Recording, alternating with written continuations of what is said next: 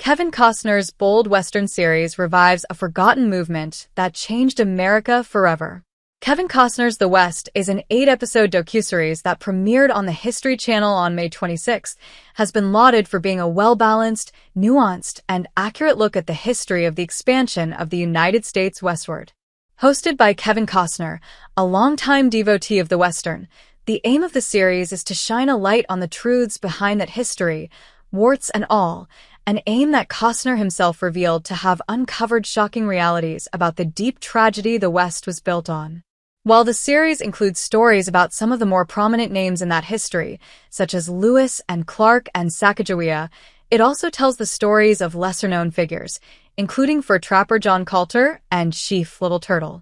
In fact, Chief Little Turtle's story is indicative of what the docuseries does right, bringing to the forefront the rarely discussed history of the Indigenous peoples at the time, those that occupied the land well before the settlers arrived.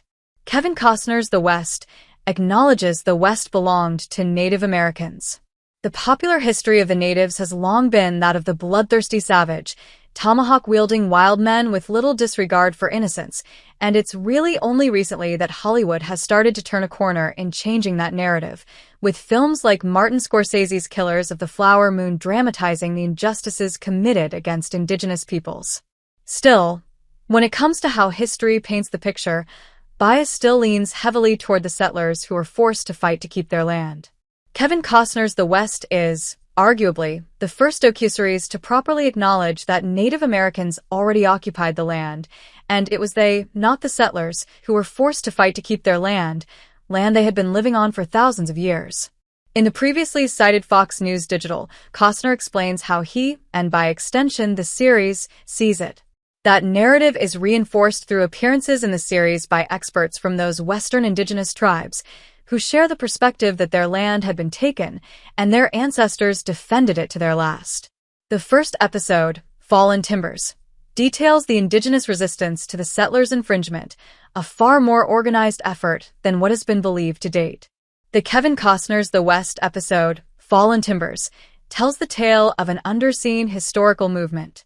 In one of the most surprising revelations, Fallen Timbers details the actions of Chief Little Turtle, who organized an attack on the man tasked with seizing control of the land between the Ohio River and the Great Lakes, U.S. General Arthur St. Clair, and his legion by a coalition of 8 tribes: Shawnee, Delaware, Miami, Ottawa, Ojibwe, Potawatomi, Wyandot, and Iroquois. The attack was a rout by this Northwest Confederation, claiming 2/3 of St. Clair's men in the U.S. Army's biggest defeat. Costner explains, for Little Turtle and his allies, it's a triumph.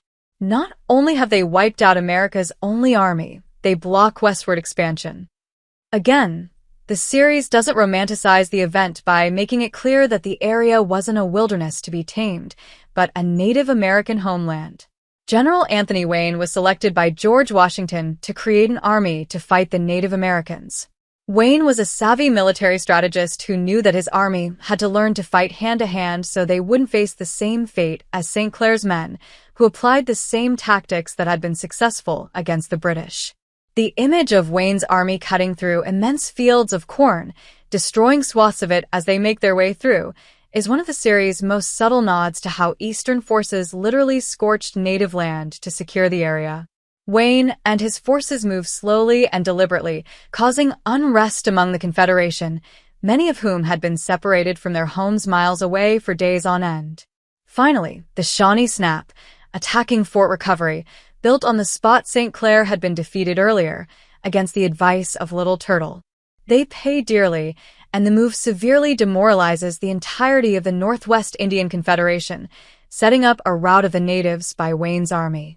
Defeated, the Native Americans were left to cede possession of the Northwest Territory, their ancestral homeland, to their conquerors in the 1795 Treaty of Greenville. Kevin Costner's The West simplifies a complex history and misses out on what it meant for the future. Kate Clark, the director of the Mercer County Historical Society and administrative director of the Garce Museum in Greenville, had worried that Kevin Costner's The West's Fallen Timbers wouldn't do justice to the story, but admits she was pleasantly surprised, saying, "You don't really get a lot of attention drawn to this area when it comes to the opening of the West." So I was very impressed that they provided what was basically an entire episode just for this area. She follows that up with acknowledging that while accurate, the time restrictions of a single episode meant a large amount of historical information had to be packed in, saying, "So some parts, of course, were left out, but it really, I think, gives the public a wonderful idea of what was going on here and how important it was." That points to one of the things where Kevin Costner's The West falls short, simplifying a complex narrative. It succeeds at accurately depicting the events and the story as seen from both sides, but the complexity of the situation gets sacrificed to get that information in, like the negotiations and coordination undertaken by Little Turtle to organize the Confederation into action. Granted, it still shines the spotlight on a criminally underrepresented historical moment that honors and sympathizes with the Indigenous resistance to their homeland being taken from them, and in doing so, meets its goal of bringing those stories to the forefront. Ultimately, it's a fair trade-off, bringing the tragic tale to vivid life instead of weighing it down with a scholarly breakdown of the complexities. The series also fails to dig deep into how this event, and others like it, led to the state of native reservations and the people in them today, a legacy of demoralization that is still largely prevalent. But in honoring the truth of the past, Kevin Costner's The West succeeds in a way that no other documentary before, and likely after, will be able to meet.